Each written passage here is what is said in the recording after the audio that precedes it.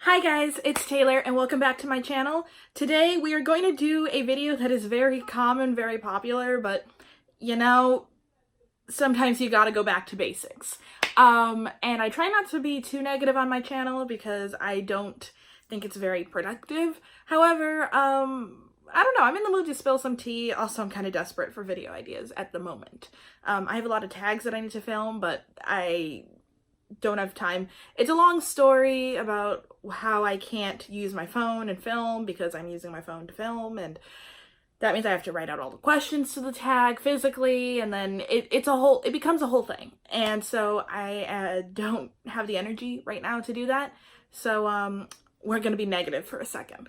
So let's define some terms here, or not terms, but I guess figure out what my parameters are. When I say won't or never, that's usually a very soft won't or never. I try not to say never because there are some books that I said I would never read. Girls of Paper and Fire is one of them, and I actually ended up really, really liking it. And so there are some books that I just, maybe I'm not in the mood for, or so on and so forth. So this isn't to say I will never read them, it's just that they are not in my immediate TBR, and I don't see myself really reading them in the next 10, 20 years. Maybe someday I will. So, I don't want you going back to this video and saying, ha, you hypocrite, Taylor. I saw that you read X, Y, and Z, even though you yourself said you would never read it. Never is a very soft never for me. So, yeah. Without further ado, let's get started with my list. And because I have to point stuff like this out, obviously, if you like these books, or if you have your own opinion, please let me know in the comments down below. It doesn't mean you're a bad person or I think you're a bad person. There are just some books that I just no. And as usual, I've got my notebook here. So, number 1, Wilder Girls by Rory Power. So, the thing is, I don't really know much about what this book is about. From what I hear, it's about a bunch of girls in, class trapped on an island, and there's some body horror going on, and it's kind of like Lord of the Flies. At least it's how it's been described to me. Here's the thing.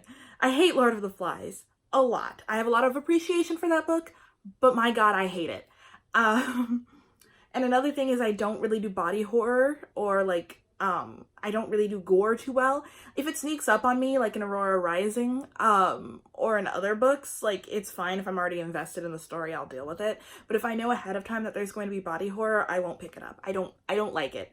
Because when I read books and watch movies and TV shows, I like to imagine when something happens to a character that either A, I wouldn't be stupid enough to let that happen to me, or B, that I could somehow miraculously survive it. With body horror, it makes it very hard for me to suspend my disbelief. Or actually, no, it makes it a lot harder for me to believe I'd walk out of that alive. So, no for Wilder Girls. I hear it's very good. I can't do it. 2, the Mortal Instruments series. And by that I mean anything in the world of those particular novels. The Shadowhunters or whatever novels. I read the first book, I read The Mortal Instruments City of Bones, and I actually really, really liked it. And I still have a lot of fondness for that book. Time has passed. I don't really have a lot of interest in finishing the series, and at this point there are maybe a million, give or take one, books in that world out there, and I don't have the space on my shelves or the energy or time to commit to reading 1,000 books. So for now, that series is shelved, although I will always have a special place in my heart for the first book. Number 2, the rest of the Divergent series. This is another book that holds a really special place in my heart. I loved the first book. I even cried when I finished it. And I was so determined to finish the series, and then for some reason I fell off of it. I have no intention of picking it back up. I spoiled the ending for myself, and from what I hear, the books only get worse as they go on. And I was actually pretty happy with how the first book played out, and I don't really feel any need to follow the characters any further. I got what I wanted in the first book, and I'm happy with it. Number 4, Our Dark Duet by V.E. Schwab or Victoria Schwab. This is another example of, I read the first book and really liked it.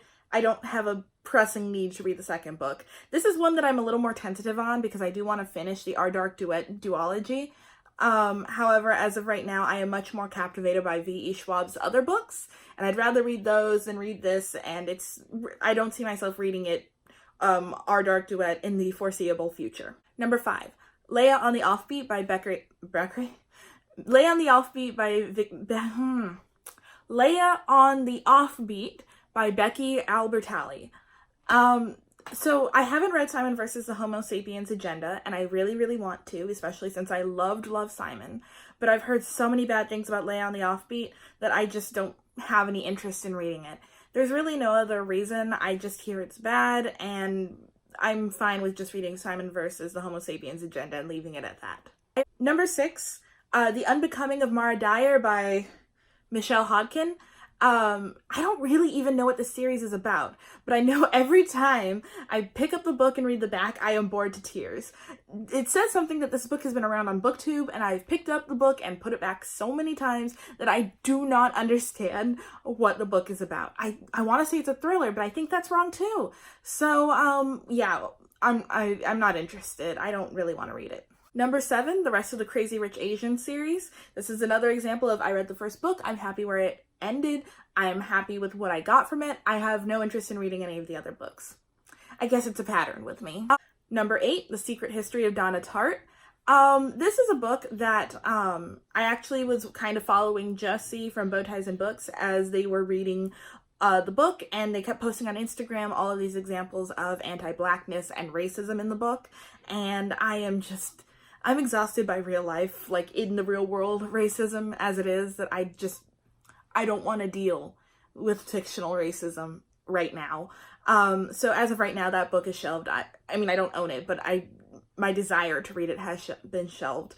And I guess I could make an exception if I really wanted to read the book, but I wasn't even that excited to read it in the first place. I was going to read it if enough people were talking about it, or if I found it at a discount bookstore, but as of right now, not gonna read it. Number 9, Ready Player One by Ernest Cline.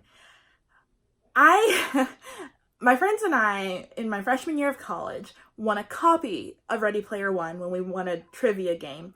And our goal was to read the book and pass it along, sort of like a Sisterhood of the Traveling Pants, but more like a Sisterhood of the Traveling Book sort of thing. So, my friend Ivy got it, and she read it, and she hated it. And she told us about why she hated it. She said it was very much, the female characters weren't written too well, and the book was very obnoxious, and that's what I've heard from a lot of people. I was mildly interested in reading the first book, but, you know, it's just hearing all of these complaints about how sexist it can be, or how nice guy the main character is, not interested. Life's too short for me to read books I'm sort of ambivalent about, so, yeah, not gonna read it. Number 10 is Cersei by Madeline Miller. This is an incredibly popular book, and I want to read it. I really, really do. I can't get myself interested in it. I want to be interested in it. I find the idea of Cersei kind of interesting, even if I hate the Odyssey. I don't know why. Every time I pick up a book, I'm just like, no, I can't buy this right now. No, I don't even want to rent it. I just don't want to read it. I don't know why, and I hate that I don't want to read it, but them's the breaks, and I guess that's just what my mind wants me to do. And last but not least, I decided to go for 11, because even though it's a weird number, it's my channel and I can do what I want. So number 11 is The Serpent and the Dove by author whose name I totally forgot.